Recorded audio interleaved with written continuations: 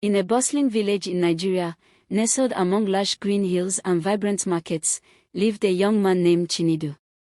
He was the son of Mama Ngozi and Papa Ngozi, hardworking traders who ran a small store selling yams and palm oil. Chinedu was strikingly handsome.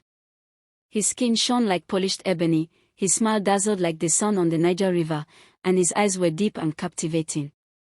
His broad shoulders and confident stride made heads turn wherever he went. Villagers often whispered that the gods had sculpted him with extra care. But Chinedu's heart was swollen with pride. Each morning, while others worked, he stood before a polished brass mirror his father had traded for in Onitsha. He would tilt his head, flash his perfect smile, and murmur, "Who is more handsome than Chinedu? No one in this village, no one in Nigeria." He dreamed of marrying a princess, someone as radiant as he, who would drape him in gold and parade him in a gleaming car. "Cynthia, come help with the store." Mama Ngozi would call. Chinedu would scoff, "Me? Carry yams? My hands are too fine for such work. Let Kemi or Ton do it." His mother would sigh, her heart heavy, and turn away. When others fetched water from the borehole, Chinedu combed his hair. When the men cleaned the village square, he polished his shoes with palm oil. Friends invited him to community events, but he stayed home admiring his reflection. His mirror, though, seemed to gleam less brightly with each passing day.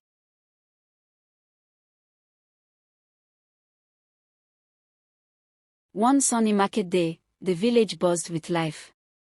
Traders shouted prices for okra, fish, and colorful fabrics. Drummers played under a baobab tree, and children darted through the crowd. Chinedu dressed in his finest agbada, its embroidery shimmering, and strutted through the market like a peacock. His polished shoes gleamed, and he wore a cap tilted just so. People stared, some in awe, others in quiet judgment. "She's handsome, but his heart is hollow," an old man muttered. "He walks like the earth worships him," a girl giggled. Chinedu ignored them, basking in their attention. Then, he collided with someone. His basket of fruit spilled, and a bundle of firewood scattered across the ground. It was Elder Nkechi, the village's oldest and most revered woman. Her back was stooped, her hands trembled, and her eyes were cloudy with age. She stumbled, falling to her knees. The crowd gasped. "That's Elder Nkechi." Chinedu towered over her, brushing dirt from his agbada. "Why block my path, old woman? You've soiled my clothes. Do you know who I am?"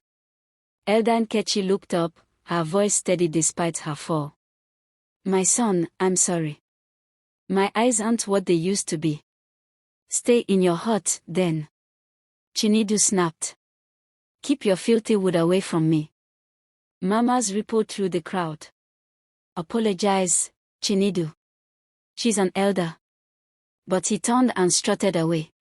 Elder Nkechi gathered her firewood, stood slowly, and raised her hands to the sky.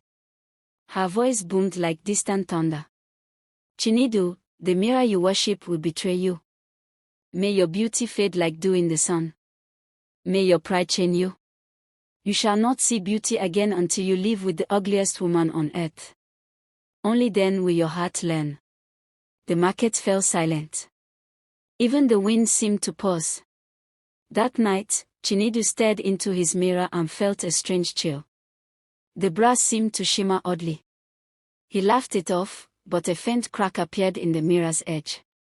The next morning, Chinedu's scream echoed through the village. His once flawless skin was rough as tree bark. His bright eyes were dull, his smile crooked with cracked lips. His hair, once thick and glossy, fell in clumps.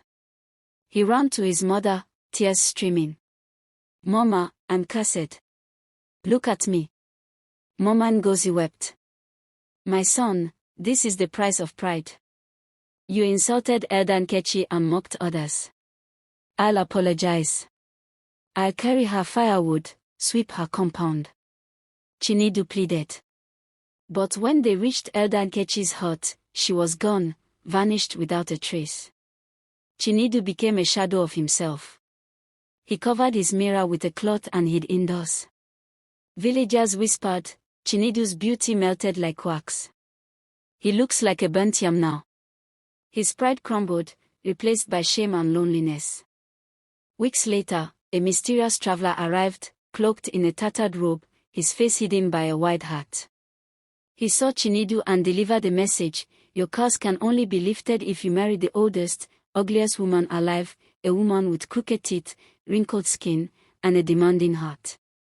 Marry her not just in body, but in soul. Only then will you be free."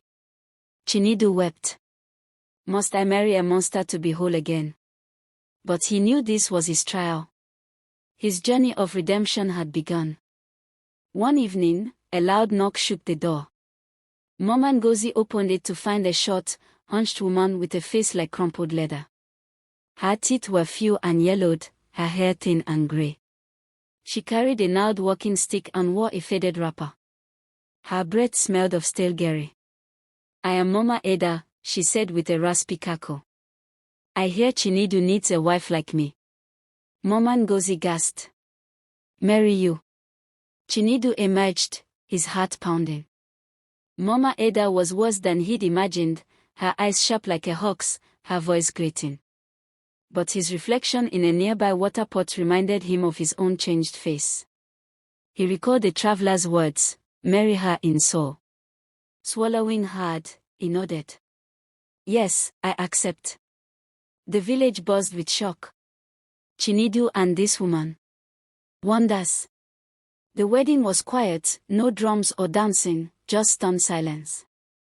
Mama Eda wore a patched wrapper, Chinedu wore a simple shirt. That night, in their cramped hut, Mama Eda's snores rattled the walls. Her feet smelled of old fish, and she muttered complaints even in sleep. Chinedu barely slept, whispering, "This is my nightmare, but I must endure." Mama Eda was not just unattractive, she was harsh.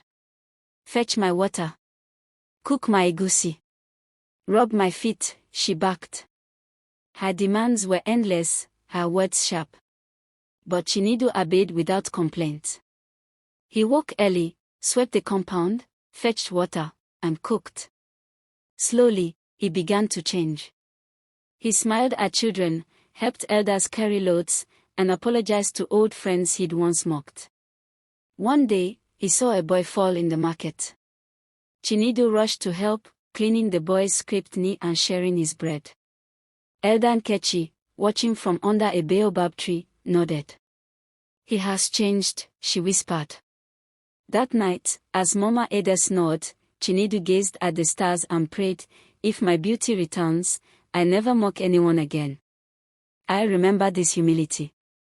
In a dream, Elder Nkechi appeared, radiant as starlight. "My son, your beauty now lives in your heart. Wake and see." At dawn, Chinedu peered into a water pot. His skin was smooth, his eyes bright, his smile radiant once more. He sang with joy, and the village gathered, marveling. "The curse is broken." Mama Eda blinked at him. "You're not my husband." He was ugly. Chinedu knelt kindly. "Thank you, Mama Eda. You were part of my journey." He gave her a basket of food.